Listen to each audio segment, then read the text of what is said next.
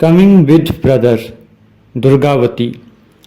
Simon commission का विरोध करते हुए पंजाब केसरी लाला लाजपत राय की लाठीचार्ज में जब मृत्यु हो गई थी, तब उनकी मृत्यु का बदला लेने के लिए 10 दिसंबर 1928 को लाहौर में क्रांतिकारियों की एक बैठक बुलाई गई। इस बैठक की अध्यक्षता दुर्गा देवी ने की। दुर्गा देवी ने बैठक में उपस्थित सभी क्रांतिकारियों से पूछा, आप में से कौन स्कॉट की हत्या करने का उत्तरदायित्व ले सकता है? सुखदेव यह कार्य अकेले करना चाहते थे, लेकिन भगत सिंह, राजगुरु, चंद्रशेखर आजाद और जयगोपाल को उनकी सहायता के लिए चुना गया। दुर्गा देवी का जन्म 7 अक्टूबर 1907 को शहजादपुर प्रयागराज के न्यायाधीश बांके बिहारी लाल भट्ट के घर हुआ। सन 1918 में उनका विवाह हिंदुस्तान सोशलिस्ट रिपब्लिकन एसोसिएशन के घोषणा पत्र लिखने वाले प्रसिद्ध स्वतंत्रता सेनानी क्रांतिकारी भगवती चरण बोहरा से हुआ। क्रांतिकारियों की प्रमुख सहायिका के रूप में 17 दिसंबर 1928 को भगत सिंह और राजगुरु ने अंग्रेज अधिकारी सैंडर्स को मारकर लाला लाजपत राय की मृत्यु का बदला ले लिया। 3 दिन बाद सुखदेव भगवती चरण बोहरा के घर गए और दुर्गा देवी ने उन्हें 500 रुपए दिए। दुर्गा देवी लाहौर के महिला कॉलेज में हिंदी की अध्यापिका थी। सुखदेव ने उनसे कहा, कुछ लोगों को लाहौर से बाहर निकालना है, क्या आप उनके साथ लाहौर से बाहर जा सकती हैं? 20 दिसंबर को भगत सिंह एक ओवरकोट पहनकर अफसर जैसी वेशभूषा में तांगे पर सवार हुए। इस यात्रा के लिए भगत सिंह का नाम रणजीत और दुर्गा देवी का नाम सुजाता रखा गया। दुर्गा देवी उनके साथ उनकी पत्नी के रूप में यात्रा कर रही थीं। भगत सिंह की गोद में दुर्गा देवी का 3 साल का पुत्र था। राजगुरु उनके सहायक के वेश में थे। लाहौर पुलिस ने भगत सिंह को ढूंढने के लिए 500 सुरक्षाकर्मी तैनात कर रेलवे स्टेशन को छावनी जैसा बना दिया था। जब ये लोग अपने डिब्बे में पहुंचे तो एक पुलिसकर्मी ने अपने साथी से कहा, ये लोग बड़े अफसर हैं जो अपने परिवार के साथ यात्रा कर रहे हैं। राजगुरु इन दोनों के नौकर बनकर तीसरे दर्जे के डिब्बे में यात्रा कर रहे थे। लाहौर स्टेशन से वे देहरादून एक्सप्रेस द्वारा अंग्रेज अफसरों की निगरानी के बावजूद भी निकल आए। कलकत्ता तार। प्रथम श्रेणी के डिब्बे में यात्रा करते हुए दुर्गा देवी और उनके सहयोगियों को एक क्षण के लिए भी नहीं लगा कि उन पर नजर रखी जा रही है। गाड़ी के कानपुर पहुंचने पर तीनों ने कलकत्ता के लिए ट्रेन पकड़ी। इस बीच जासूसों को चकमा देने के लिए भगत सिंह साहब के रूप में चाय पीने के लिए लखनऊ के 4 बाग स्टेशन पर उतरे। नौकर बच्चे का दूध लेने के लिए चला गया। दूध देने के बाद राजगुरु अलग दिशा में चले गए। यहीं से दुर्गा देवी ने अपनी सहयोगी सुशीला दीदी को कलकत्ता तार भेजा, जिसमें लिखा था, कमिंग विद ब्रदर दुर्गावती। उन दिनों दुर्गावती के पति भगवती चरण बोहरा सुशीला दीदी के पास ही रह रहे थे। वे दोनों तार पाकर आश्चर्यचकित थे कि ये दुर्गावती कौन हैं जो अपने भाई के साथ कलकत्ता आ रही हैं। सुशीला दीदी और भगवती चरण बोहरा 22 दिसंबर 1928 की सुबह दुर्गा देवी को लेने हावड़ा स्टेशन पहुंचे। उन दिनों भगवती चरण बोहरा रेलवे स्टेशन में कुली के वेश में दाढ़ी बढ़ाए हुए थे। वे अपनी पत्नी दुर्गा, बेटे सची और भगत सिंह को देखकर आनंदित हो गए। अचानक उनके मुंह से निकला, दुर्गा, तुम्हें आज पहचाना। क्रांतिकारी कार्य।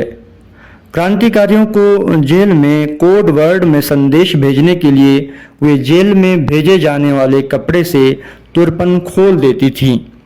मदार के दूध और प्याज के रस से कागज पर संदेश लिखकर भेजती थीं। दूध या रस सूखने के बाद कागज कोरा दिखता था, जिसे जेल में उनके क्रांतिकारी आंच में आसानी से पढ़ते थे। एक बम विस्फोट में पति भगवती चरण बोहरा के मृत्यु के बाद दुर्गा देवी ने एक मुस्लिम महिला के वेश में केवल कृष्ण नामक अपने एक परिचित के घर पर 15 दिनों तक निवास किया।